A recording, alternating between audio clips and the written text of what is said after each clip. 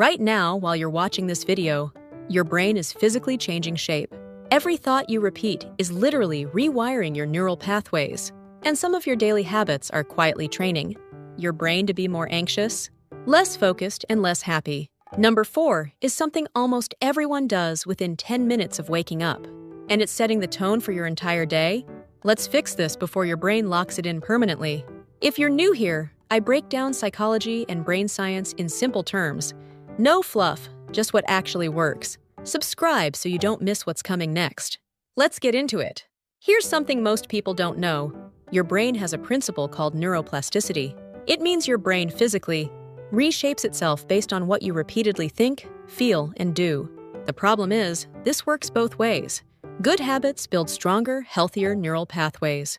But bad habits, the ones that feel small and harmless, are quietly carving pathways for anxiety, distraction, and negativity. Let's break down the 5 that are doing the most damage and what to do instead. Habit number 1, the comparison trap. Every time you scroll through someone's highlight reel and think I'm behind, your brain releases stress hormones and strengthens a neural pathway linked to inadequacy. Do this daily, and your brain starts defaulting to self-criticism automatically, even when you're not scrolling. This is why some studies link heavy social comparison to lower self-esteem and higher rates of anxiety over time. Your brain doesn't know the difference between a real threat and a perceived one.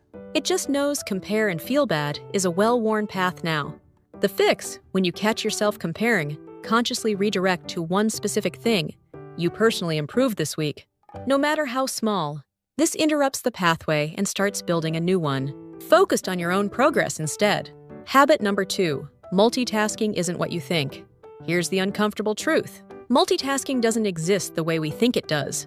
Your brain isn't doing 2 things at once. It's rapidly switching back and forth. And each switch has a cost. Neuroscientists call this attention residue, where part of your focus stays stuck on the previous task, even after you've moved on.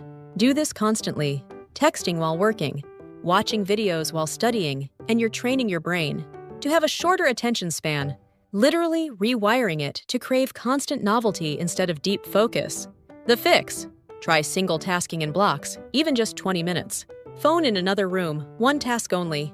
This retrains your brain's ability to sustain attention, and it gets easier every time you do it.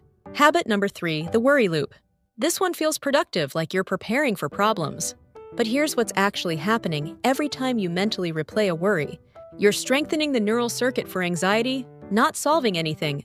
Your brain can't always tell the difference between an imagined threat and a real one, so it responds with the same stress response, over and over.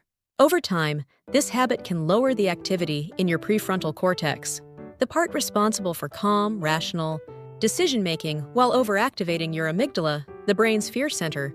That's the science behind why chronic worriers often feel like their anxiety is always on.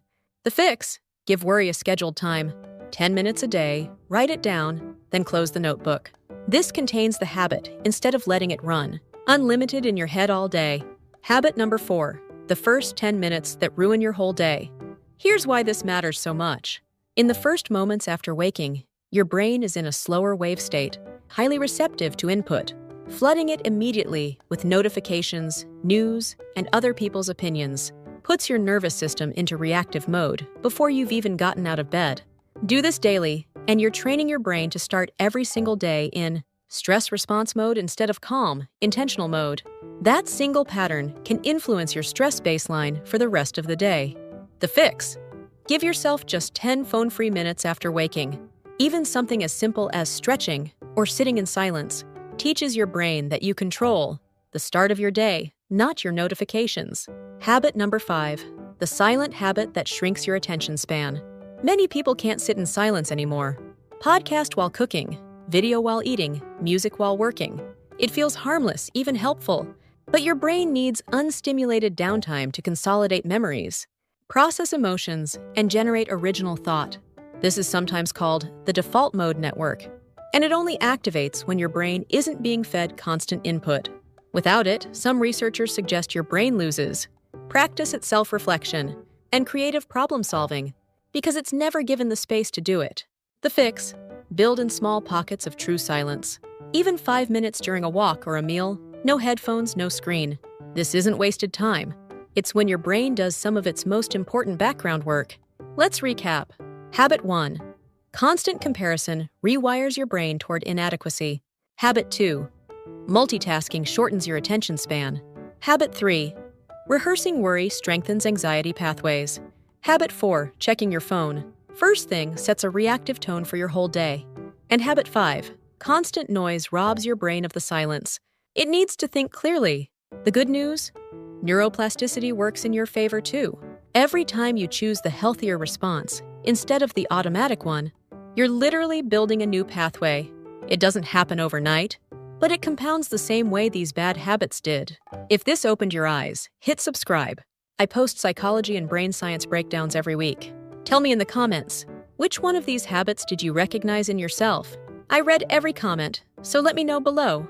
And if you want to know the 5 habits that do the opposite, the ones that actually rebuild focus and calm, I made a full video on that. That's coming next week.